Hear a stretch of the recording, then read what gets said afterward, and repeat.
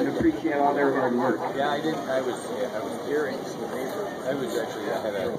And I have to unwad my paper.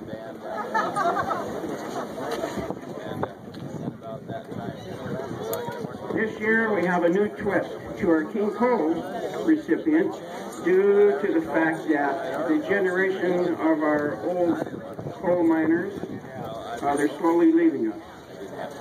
So this year we're here to honor an entire family for their time in the coal mines of Roslyn, for their contributions to the community and society, their hard work ethic, their family values, and honesty.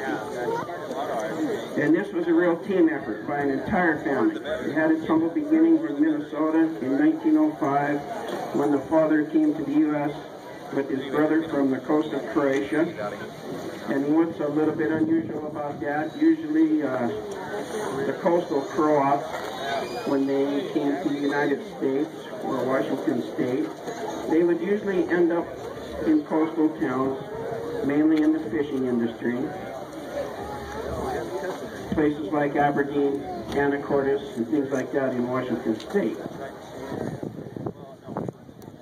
After working with his brother for a few years, he used his earnings to send his brother back to Croatia to be with his wife and family.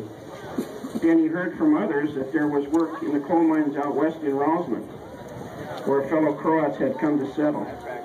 He arrived in Roslyn in 1910, and he met his future wife of 54 years there in 1914.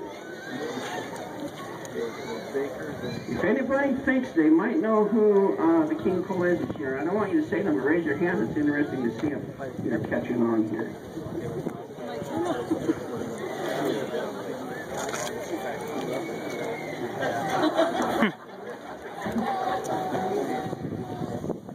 She had also immigrated from Croatia, from a region known as Gorski Kotar, from the village of Nurkopol.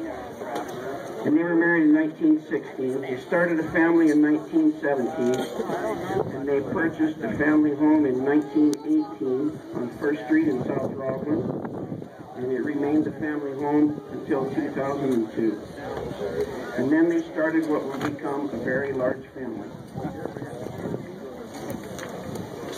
Some business adventures that they went through in their early days included buying a new 1927 Studebaker and running a taxi service.